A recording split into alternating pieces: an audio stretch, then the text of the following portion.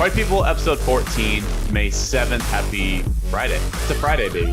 Yeah, I think that's going to get everybody pumped up. Will Middlebrooks, the World Series champ, drinking a little bit of vino. What's popping, my dude? You know, lots of stuff popping off in the baseball world right now. Yeah. Some sad news. Last 2 days, it's been a lot of stuff. So it's like, hey, let's throw some shit on the pod real quick for the boys or girls, whoever's listening. We need more female audience, I think. Do you know the demographic of our my fiance consists of like our 1% of the female population. Yeah, because I don't even think Jenny downloads this. I could say whatever I want on here, she would never know unless you clipped it. I'm gonna which you would to her now. I'm gonna get you in trouble. I stay in trouble, bud. I was kind of sad Albert Pujols getting DFA'd by Dude, it is sad because he's had a Hall of Fame career. If he isn't a first ballot Hall of Famer, I will do something ridiculous. I don't know what it is. I'll write out a ballot and I'll eat it. There'll be that one writer that doesn't vote for him, and then everybody goes ballistic. That's like that one guy that didn't vote for Jeter. Or the guy that's put in the blank ballot. Yeah, just to get some attention. Yeah. You weren't loved as a child. Yeah. Yeah. Yeah, dude, it sucks. I mean, we've talked about this. We see both sides of it. But I think this is a disconnect between Pujols and management. That's my opinion. I don't know. Clearly, I mean, he's hitting 198. He's not producing. They're trying to stay in the race, trying to stay in the mix with Houston, Seattle, and then obviously Oakland, who's starting to kind of separate themselves in the West. But yeah. So he's not producing. But I think the last straw for Albert, like he's played in 24 of 29 games, so it's not like he hasn't been getting playing time. But I think the last straw, I think there was some disconnect in there between him and Madden and higher up GM wise. This is just a guess on my part. And then the last straw was when the Rays threw a bullpen game at him on, what was that, Wednesday night? Wednesday night. Shohei. It was when Shohei was pitching. It was Wednesday, yeah. Right. Yep. And they DH'd Phil Goslin, and who is like a career 4A player, up and down, great guy, played with them, utility infielder, love him to death.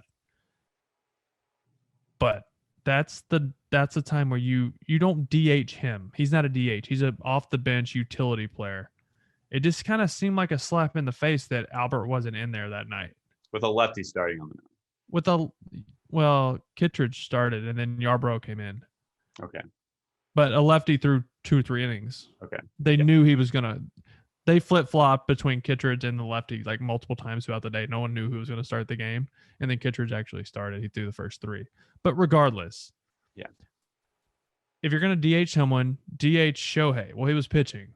So if he's not DHing, if you want to give Jay up like a day off from the outfield, DH him.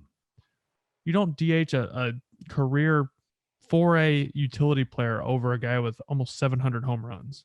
Mm-hmm. It just seemed weird. It seemed like a slap in the face to me. And I think it was just because there's probably some conversation around there. I don't know. This is all a guess. It's a guessing game for me, but I feel like there's a lot of disconnect between management and Albert. So as of right now, Fabian Ardea, who writes for The Athletic, he covers the Angels.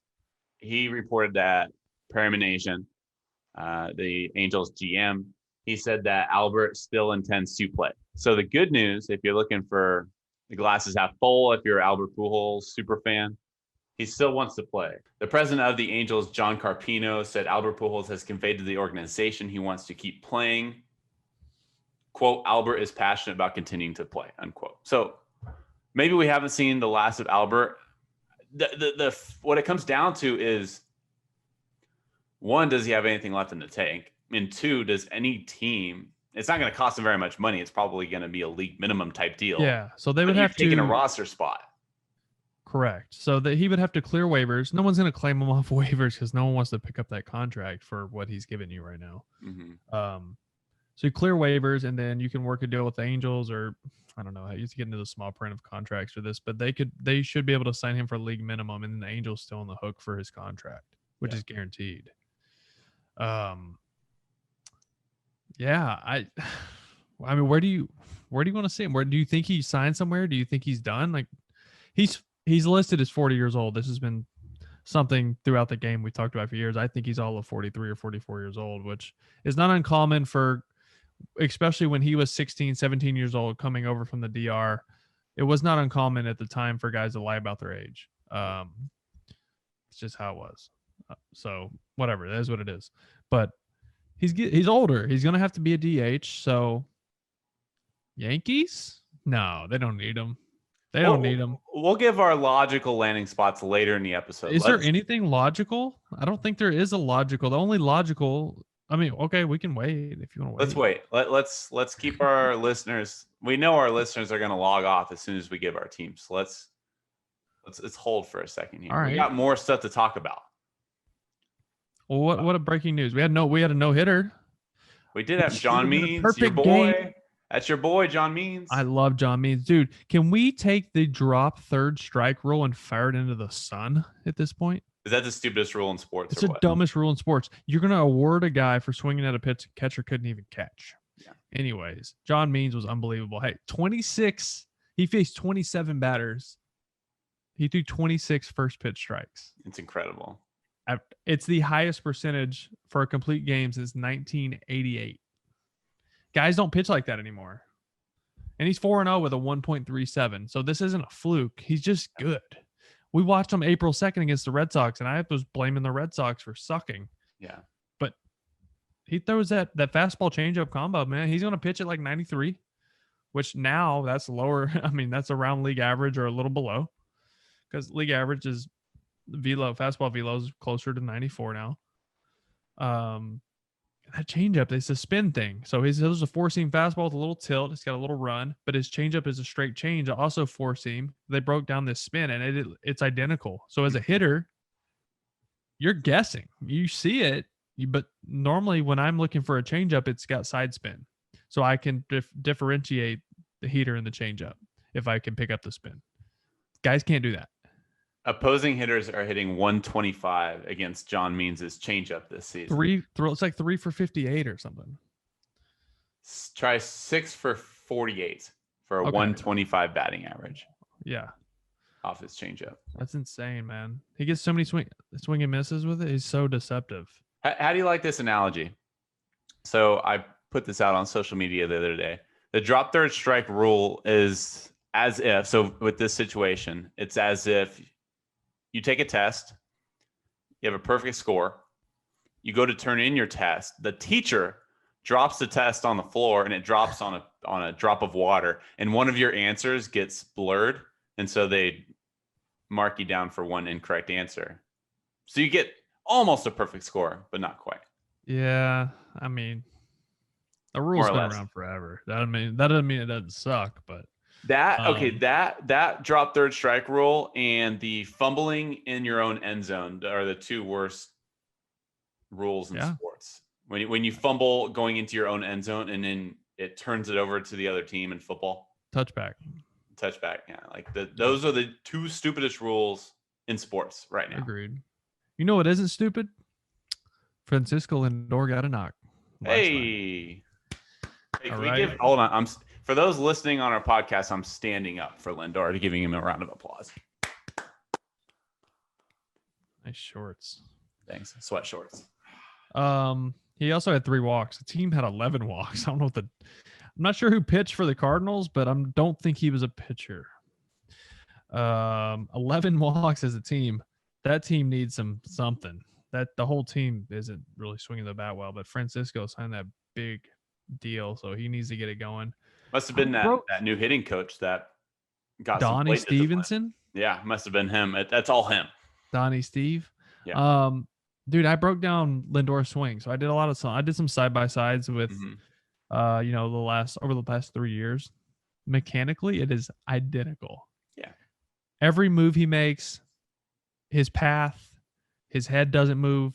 It's all identical. So that tells me this is timing. This is approach based. This is mentally an issue with him. And if you watch his last I watched his last like 3 or 4 games. He's just late on the heater. Big Poppy told me when I got to the big leagues, number 1 rule as a big league hitter, never be late on the fastball. Ever.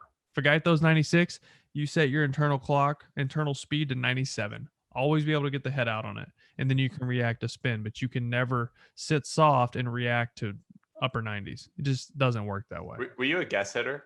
No. You I had an react. approach. Most of the time I just sucked. Hitting's hard, dude. Yeah. Something else Big Papi told me, which we can talk about this a little bit, is offense is very down in baseball right now. Yeah. And Big Papi told me towards the end of his career, we're having a drink, cigar, just hanging out, and he's like, bro, I'm so glad my career is ending right now and not starting. And I'm like, what? Who says that? What do you mean? He's like, I would not be as good as I was if I had to face pitchers how they are today. Because pitching is at an all-time peak right now. Yeah. All right. Hitters, the last maybe 2 or 3 years ago, there was a peak in power and hitting. Everybody wanted to say, oh, the baseball's reduced, this and that. No, guys learned how to get on playing with a baseball. You're in the zone longer. You hit the ball in the air. You backspin it. And guys throwing hard. So guys start hitting homers. And at this time, pitchers were still taught to pitch down in the zone. And that is right into the loop of guys trying to lift the ball. Mic drop. All right. And like spine angle and all that. I'm not going to break it down. It's science. But nowadays, pitchers know how to combat that, number one. So they know how to get it to beat the launch angle swing. And then you look at defensive alignment and analytics and metrics, and they know exactly where you hit the ball on certain pitches and certain counts. 2015, 20% of at bats, there was some type of defensive shift. This year, 2021, 40%. There's a shift, and 40% of at bats in all of baseball. So I'm That's glad you. insane. I'm glad you talked about defensive alignment, because you said pitching is at an all-time high. Yes, but also pitching strategy is at an all-time high, because you never see a pitcher third time through the order. Big Papi, and I'm not trying to discredit anything Papi did or any of the previous hitters of that generation, guys like yourself. But when you see a pitcher third time through the order, he's tired. Not only is he tired, I mean, he's if you face a lineup 3 times through, you're probably rolling. Well, you're more comfortable though.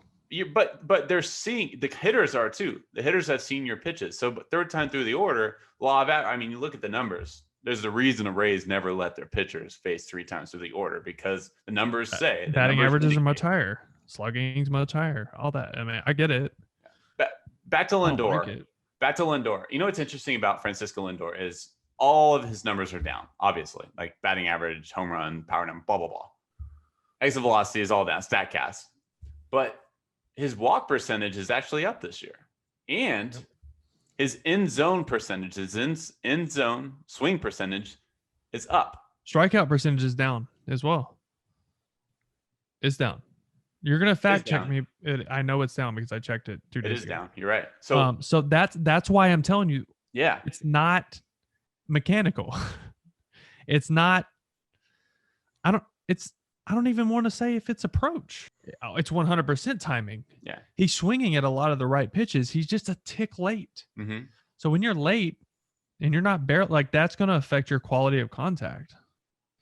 That's why the launch is down. That's why the exit velo is down. All that because he's late.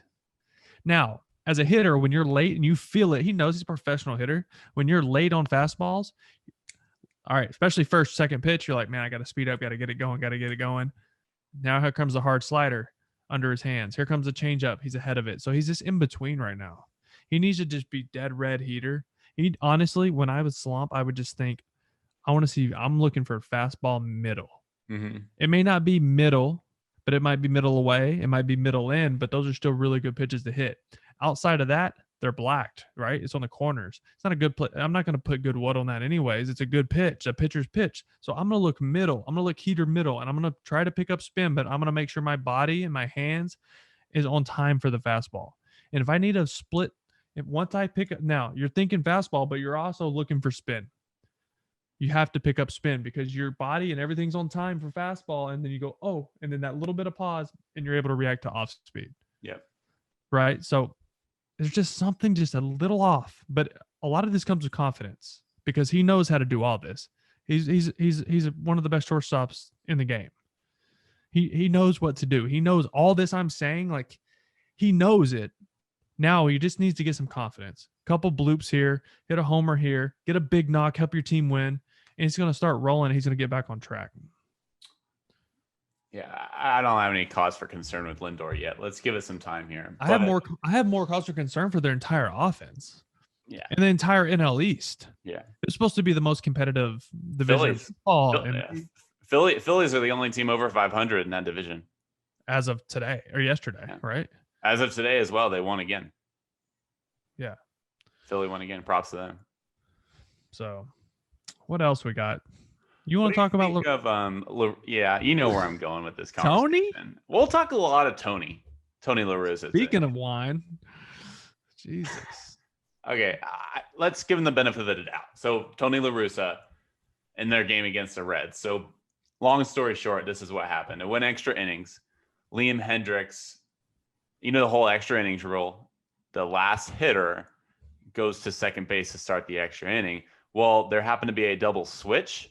Correct. In that inning. And so the next inning rollover, it was Liam Hendriks that had to be the runner. But Tony La Russa admitted that he did not know that there was a rule in place that if it was a pitcher that was forced to go out there to second base to start the extra inning, you can actually replace that pitcher with the hitter prior to that position. Correct. So, if the pitcher's in the 9 spot, you can replace that runner with the hitter in the 8 spot, which would have been Jose Abreu in this situation. Right, because Hendricks was put into the 5-hole. Abreu was a 4-hole hitter. I think Hendricks might be faster, but he hasn't.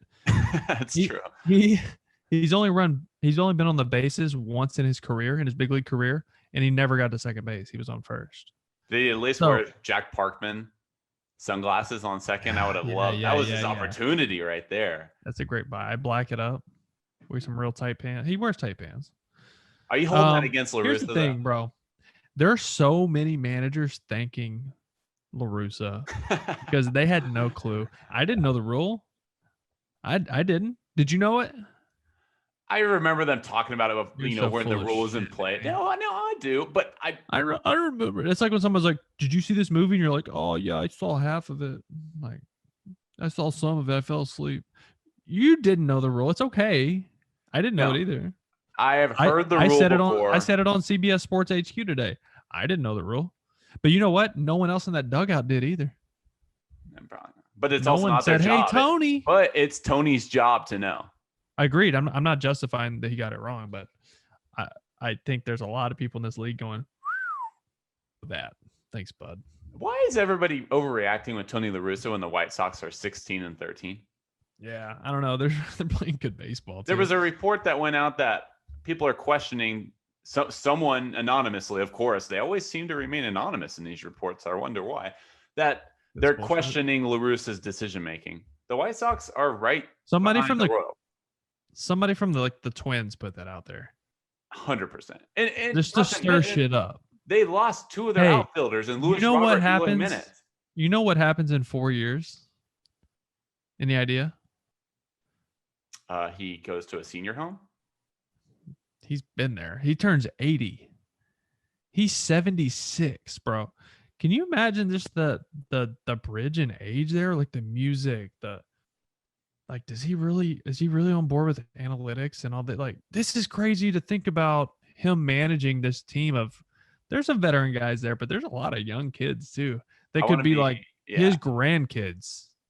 Yeah. I want to be I just want to be. I don't feel like there's much interaction. He probably doesn't even know half his team's names. I just want to be on a fly on the wall. Tim Anderson, Tony La Russa, and Liam Hendriks, all in the same room, just a collision of different personalities. Yeah. Yeah, I can't. Yeah, that's a lot. I like what's going on in that club. I like the mix of guys they got over there. They had a good squad.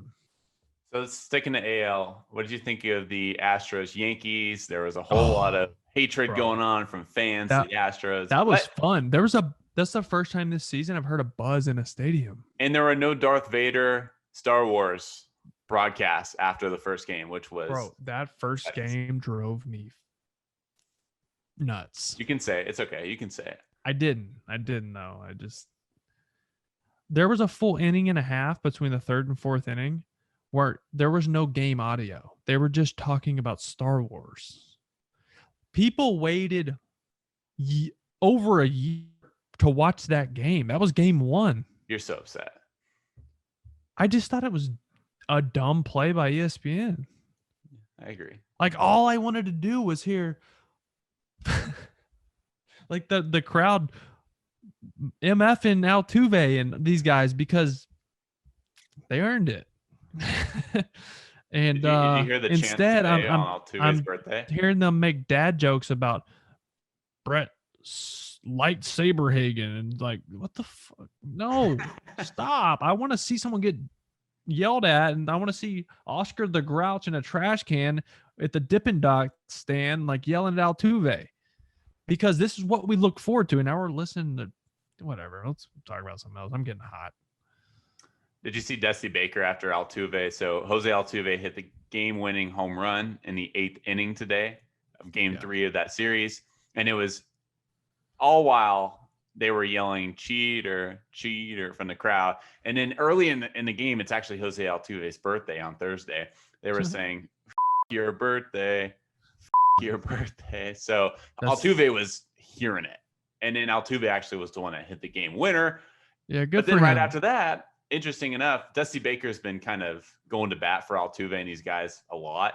He gave Altuve a hug in the dugout and kind of slapped him on the head like he was so proud of him. So booing fuels a lot of players. Mm-hmm. Jose Altuve is not one of them.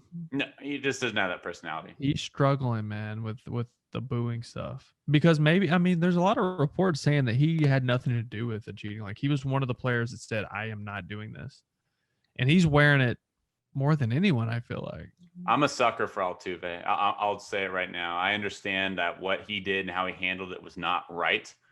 I will always be a Jose Altuve fan. I actually think he has a big heart, and I will never forgive him for what he did. But, God, I love the way that guy plays. I'm going to go on a limb and say his heart's smaller than most people's. Well. But that's just because he's 5'3". Yeah. Nah, short jokes. Nah. You're 6'6", right? Yeah. All right. And I'm not the one making short jokes. Hey, Giancarlo in fuego. He is. You know what I like about him right now?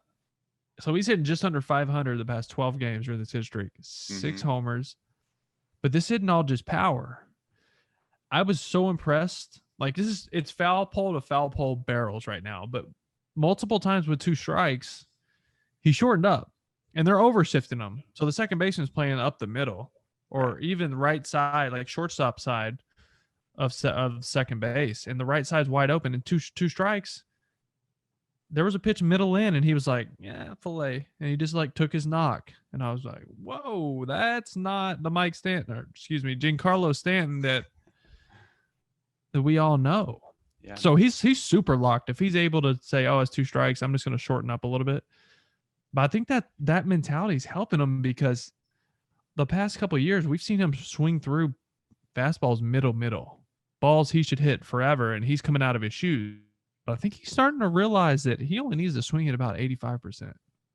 His average exit velocity, max exit velocity, and hard hit percentage is tops in the league. He's in the 100th percentile in all 3 of those categories. So he has 17 or 18 balls he's hit at an exit velocity over 115 miles an hour. Mm-hmm. The second place is like Vlad and Judge are tied for 3 of them. Jeez. And those are like 115 miles an hour off the bat is a joke. He had a couple over at like 120, 121, like line drives, ground balls. Sometimes ground balls too, or come off super hot.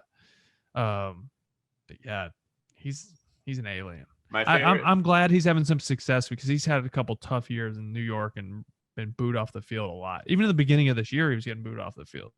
My favorite. So it's good. He's getting that whole team locked in right now. Exactly. Because now Judge, Urshela, all these guys have it's less pressure to carry the team. Yeah. They don't have to go off. Mike's carrying. I keep saying Mike. Stanton is carrying us right now. I don't have to get 3 hits. I don't have to hit 2 homers. So now everyone else is playing well as too. Hitting's contagious too. That's another thing. So is energy, because I don't know if you saw 1,000%, because they were lacking it. Gleyber Torres went first to home on a ball to right field. It was a shift play. No, it was up the middle. It was up the middle. You're right. I'm sorry. He dove. It clanked it off his glove. Yes. No one covering third, so he took third, and then the catcher was trying to hurry up and cover third. Yep. And no one's at home. And Gio Urshela also turned a ground ball up the middle single. He stretched into a double. He wasn't even hustling out of the box, but he recognized immediately and took off for a second. So the Yankees, That's I think what they needed. I think the Yankees needed this series. Like they needed an extra like kick in the ass. Like we got to beat these guys. Yeah. And now they're going, oh, this is what it takes to play good baseball. Yes. So Yep. Here come the Yankees. I told you they were still going to win the division. I love my Red Sox, but this Yankee team, when they're playing like this, is going to be really hard to beat. I know you wanted to talk a little bit more about Albert Pujols. Let's do that. Let's take a break first. And then after this, we'll give you the most logical landing spots for Albert Pujols coming up next. Who do you want to talk about first? Yankees, maybe? No. I mean, Yankees would be fun. White Sox are probably the most logical. You think? Just because of injuries. Tony. Oh, shit. I didn't even put 2 and 2 together. I'm bad at math. I'm a GED guy. Tony. Tony. Do you think Tony even remembers who Albert Pujols is? He's not senile. How do you know? Hey, have you seen the video? It's like, F you, Tony. What's your name? What's your name? Ezekiel. Don't you bring my mother into this. I built that You fire. see that? You see that fire or campfire right there? Built the fire and your mother next to it. I love that video. Okay, sorry. I had to rehash that. Anyways, you know where I want to see? I think Pujols is done. Physically, I think he's done. It sucks because I really wanted to see him get to. I thought he was going to get to 700. That's what I was hoping. Where's he at right now? Like 667? I remember when he had 666, and I was like, not going to talk about this one. Yeah, 60. 67? Yeah, that's a long ways. He would have needed to get to like 685, 690 to get to 700 next year. Yeah. So I'm going to sign a 1 day contract with the St. Louis Cardinals and retire where it started. I think that would be special. I think that would be the perfect send off. I think he's still got something left in the tank. Why? He has nothing to Shown prove. you this year to say I have more. Okay, so you said Cardinals. Sentimental sign for 1 day, just so he can retire without Joe Madden staring at him. What about a National League team? Keep in mind, National League teams right now, they don't have a DH. So come playoff time, a guy, a Matt Stairs, the old pinch hitters that actually make, like Pablo Sandoval for Atlanta, making a massive impact. What about a team like San Diego or Milwaukee? AJ Preller is going to sign anybody and anybody. GM for the San Diego Padres.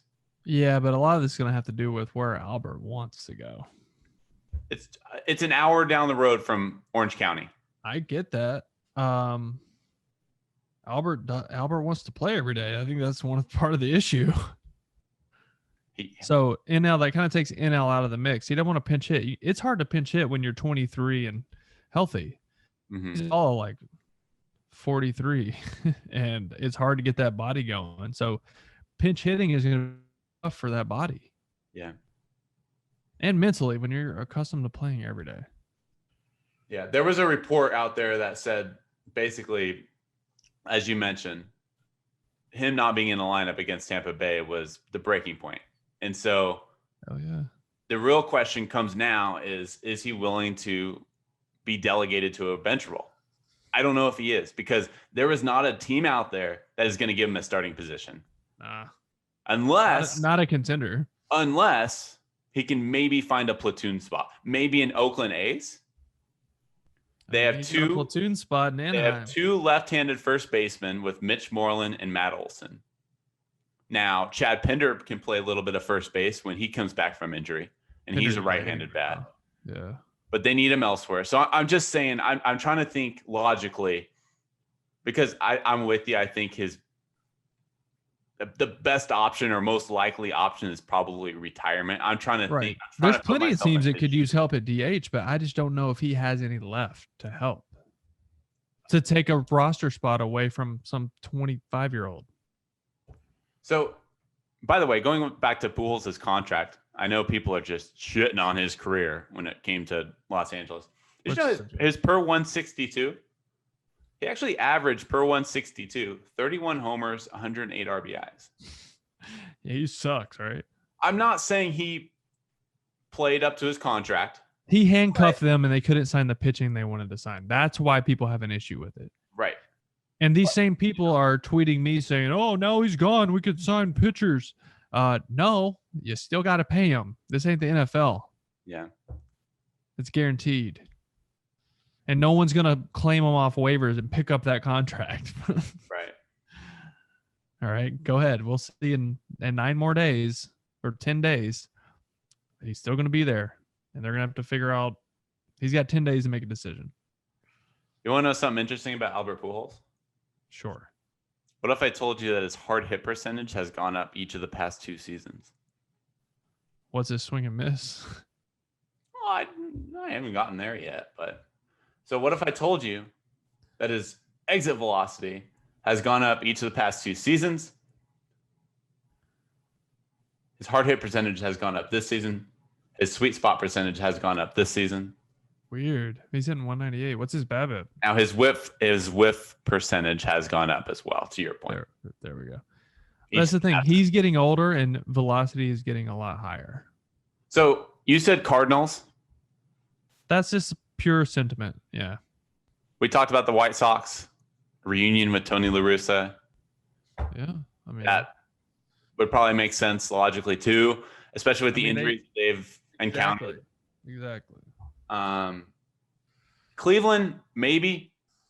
They just haven't gotten any production out of their first baseman role really since they had Edwin Encarnacion. They really haven't had much. You know, if you want Pujols to play first base, he's not going to be an everyday player because he's going to need a rest. If he's going to play 6 days a week, he's got to be a DH. Okay, let's fast forward 2 weeks from now. Where is Albert Pujols? On his couch. On his couch. I think he's on a roster. I think he's on a National League team, a National League contender. Or Chicago White Sox, because Tony is there. Tony, dude. Nah. Tony might not even be there much longer. Stop it. Just because he forgot how to get to the ballpark doesn't mean he won't be there.